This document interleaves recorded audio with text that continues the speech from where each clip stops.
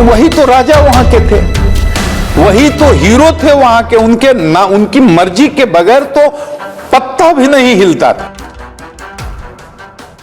जिस वक्त बिहार पुलिस ने AK-47 का नाम तक नहीं सुना था, उस दौर में बिहार का एक बाहुबली उसी AK-47 से हत्याओं को अंजाम दे रहा था। एक ऐसा कुख्यात जिसकी एक भी तस्वीर बिहार पुलिस के पास नहीं थी। बिहार की राजनीति को समझने के लिए यहाँ के बाहुबलियों के बारे में भी जानने की जरूरत है।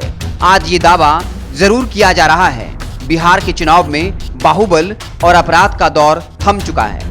लेकिन संसद विधानसभा में मौजूद चेहरों पर नजर डालें तो कुछ और ही कहानी देखने को मिलती है। बाहुबलियों में कुछ सफेद पोश बन गए तो कईयों का जीवन अपने खादीधारी आका नेता के लिए बूथ कैप्चरिंग करने में ही निकल गया। बिहार की राजनीति में जब आपराधिक छवि का शख्स चुनावी प्रक्रिया का हिस्सा बन जाता है तो उसे बाहुबली कहा जाने लगता है।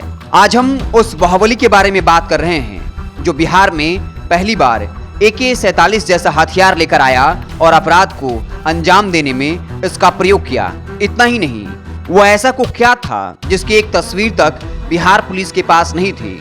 जी हाँ, आपने बिल्कुल सही समझा, उस बाहुबली का नाम है अशोक सम्राट। माना जाता है अशोक सम्राट बिहार में AK-47 उस दौर में यूज कर रहा था जब बिहार पुलिस ने इसे देखा तक नहीं था। यह बात 1990 के दशक की है। बेगूसराय की धरती पर पैदा हुए अशोक सम्राट अपने दौर के सबसे बड़े बाहुबली, यूं कहीं कि गैंगस्टर थे।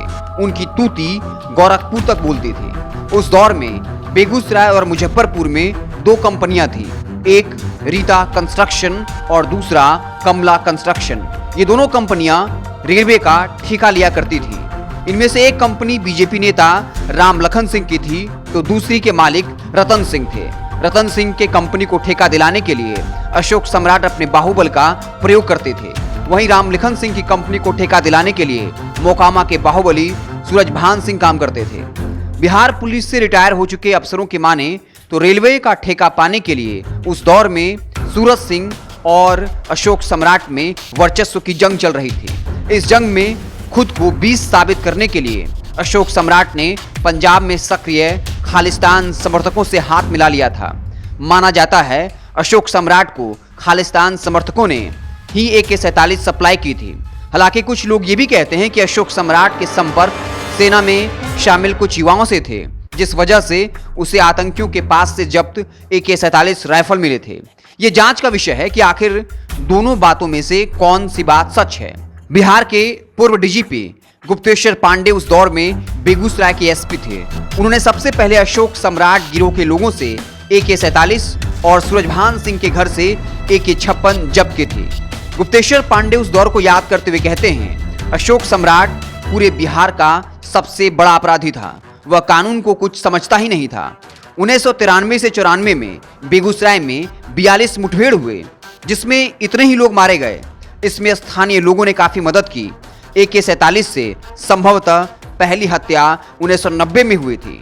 अशोक सम्राट ने अपने पिए रहे मिनी नरेश की हत्या का बदला लेने के लिए मुजफ्फरपुर के छाता चौक पर AK-47 की गर्जना दिखाई थी। छाता चौक पर दिन दहाड़े अशोक सम्राट के गुर्गों ने थाने के ठीक बगल में बाहुबली चंदेश्वर सिंह की हत्या की थी। अशोक सम्राट की हनक के पीछे राजनीतिक ताकत भी थी। माना जाता है कि अशोक सम्राट का उस दौर के मंत्री और लालू प्रसाद यादव के करीबी रहे ब्रज बिहारी प्रसाद से काफी अच्छे रिश्ते थे। अशोक सम्राट बेगूसराय, बरौनी, मोकामा, मुजफ्फरपुर, वैशाली, लखीसराय, शेखपुरा और इसके आसपास के इलाकों में तय करता था कि चुनाव में किस उम्मीदवार को जिताना है। उसके गुंडे बूथ कैप्चरिंग से लेकर लोगों को डरा धमका कर वोट दिलाने का काम करते थे। अशोक सम्राट से नजदीकी के चलते ही ब्रज बिहारी प्रसाद की पटना में हत्या हुई थी। माना जाता है उनकी हत्या यूपी के कुख्यात श्री प्रकाश शुक्ला ने की थी। इस हत्याकांड में पूर्व सांसद सूरजभान सिंह, पूर्व विधायक मुन्ना शुक्ला, राजन तिवारी समेत कई लोग आरोपी बनाए गए, लेकिन अब बरी हो गए हैं। अशोक सम्राट की ताकत इतनी बढ़ गई थी कि वह सरकार और प्रशासन को चुनौती देने लगा था। उस दौर में लालू प्रसाद यादव नए सत्ता पर काबिज हुए थे। माना जाता है कि प्रशासन को अपने पीछे देख अशोक सम्राट ने खादी पहनने की चाहत पाल ली थी।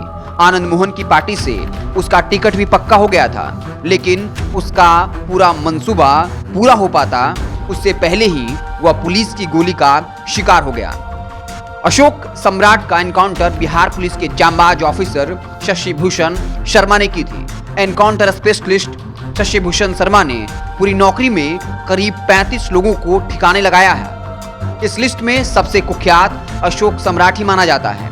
अशोक सम्राट के एनकाउंटर का वाकया भी काफी दिलचस्प है। बताया जाता है कि 5 मई 1995 को अशोक सम्राट का एनकाउंटर हाजीपुर में हुआ था। उस दौर में शशि भूषण शर्मा वहां के इंस्पेक्टर इंचार्ज थे। पुलिस को सूचना मिली थी कि सोनपुर रेलवे में टेंडर होने वाला है जिसमें अशोक सम्राट आने वाला है। ये पुष्ट नहीं था कि वह अशोक सम्राट ही है। सूचना के आधार पर 5 पुलिसकर्मी अपराधियों के ठिकाने पर पता लगाने के लिए गश्त पर थे। इसी दौरान दिन में करीब 1 बजे लक्ष्मण दास मठ के पास एक गाड़ी में एक शख्स राइफल लेकर बैठा दिखा। इसके बाद पुलिस ने अपनी जीप उस गाड़ी के सामने लगा दी। ऐसा होते ही गाड़ी से 5 से 6 लोग निकले और फायरिंग शुरू कर दी। अपराधियों के पास AK-47 था, जबकि पुलिस के पास पिस्टल और 3-0 बंदूक थी। पुलिस की जवाबी कार्रवाई के बाद अपराधी गाड़ी में दोबारा सवार हो गए और भागने की कोशिश करने लगे। पुलिस वालों ने फायरिंग जारी रखा। तब 4 अपराधी वहां से पैदल ही भागने लगे। पुलिस को देख गांव वाले भी अशोक सम्राट और उसके लोगों का पीछा करने लगे। अशोक सम्राट और उसके लोगों की ओर से गोलियां चलाने की वजह से कई ग्रामीण भी घायल हो गए, जिसमें से एक की मौत हो गई। ये अपराधी एक झोपड़ी में छुप गए थे जिसे ग्रामीणों ने आग लगा दी थी। हालांकि शाम 4 बजे तक अपराधियों की तरफ से गोलीबारी शांत हो गई, जिसके बाद पुलिस ने अशोक सम्राट के मौत की पुष्टि की। इस एनकाउंटर के बाद अशोक सम्राट के पास से 2 AK-47 और भारी मात्रा में गोलियां बरामद की गईं। इस तरह खाकी और खादी के कॉकटेल अशोक सम्राट का खात्मा हो गया। अशोक सम्राट के एनकाउंटर से पहले शर्मा 9 साल तक सस्पेंड रहे थे। अशोक सम्राट एनकाउंटर के बाद उन्हें आउट ऑफ टर्म प्रमोशन मिला। शर्मा को प्रेसिडेंट मेडल तक से नवाजा गया। वह DSP बना दिए गए।